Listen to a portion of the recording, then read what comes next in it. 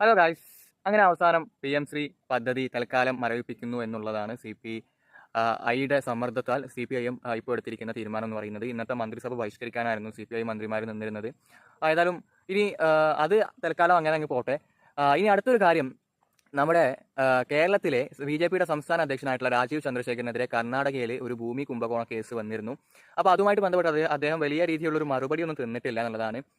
ഈ ഒരു കാര്യത്തിൽ ഇപ്പോൾ ഈ രാജീവ് ചന്ദ്രശേഖരനെ കുറിച്ച് പറയാനാണെങ്കിൽ, രാജീവ് ചന്ദ്രശേഖരൻ എന്ന് പറയുന്ന ഒരു നേതാവ്, പുള്ളി എങ്ങനെ നേതാവായി എന്നുള്ളത് നമുക്കൊന്നും അറിയില്ല.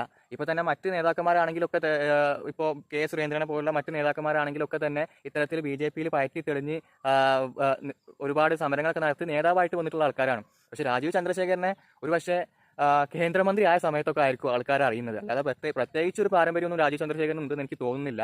ഏതായാലും ഈ രാജീവ് ചന്ദ്രശേഖരനെ അധ്യക്ഷനാക്കിയപ്പോൾ സന്ദീപ് വാര്യർ എന്തോ പറഞ്ഞിരുന്നു, ഈ കോർപ്പറേറ്റ് മുതലാളി ഇത് BJPയെ വിലക്ക് വാങ്ങിയെന്ന് അങ്ങനെ എന്തോ പറഞ്ഞിരുന്നു. ഏതായാലും ഇപ്പോൾ ഈ ഒരു കാര്യത്തിൽ ഈ ഗവൺമെന്റിന്റെ ഭൂമി വെട്ടിച്ച് മറച്ചു വെച്ചു എന്നൊക്കെയുള്ളതാണ് പുറത്തു വരുന്ന വിവരം എന്ന് പറയുന്നത്. അതിനെതിരെ അന്വേഷണവും കാര്യങ്ങളൊക്കെ അതും നടക്കുന്നുണ്ട് എന്നുള്ളതാണ് അറിയാൻ കഴിയുന്നത്. രാജീവ് ചന്ദ്രശേഖരനെ BJPയുടെ സ്റ്റേറ്റിന്റെ പ്രസിഡന്റ് ആക്കി മാറ്റിയതിൽ പല BJP നേതാക്കൾക്കും മുതിർന്ന നേതാക്കൾക്കും എതിർപ്പും കാര്യങ്ങളൊക്കെ ഉണ്ട് എന്നുള്ളതാണ് ന്യൂസ് ചാനലുകാർ പറയുന്നത്. എന്തോ ആവട്ടെ, ഒരു മുന്നണി ശിഥിലമാവാതെ മുന്നോട്ട് കൊണ്ടുപോകുക എന്ന് പറയുന്നത് അതിന്റെ ടോപ്പ് ലെവലിൽ നിൽക്കുന്ന ആൾക്കാരുടെ ഒരു റെസ്പോൺസിബിലിറ്റിയാണ്. അല്ലെങ്കിൽ ഒരു പാർട്ടി ശിഥിലമാവാതെ കൊണ്ടുപോകുക എന്നുള്ളത് അതിന്റെ ടോപ്പിൽ നിൽക്കുന്ന ആൾക്കാരുടെ നേതാക്കന്മാരുടെ റെസ്പോൺസിബിലിറ്റിയാണ്.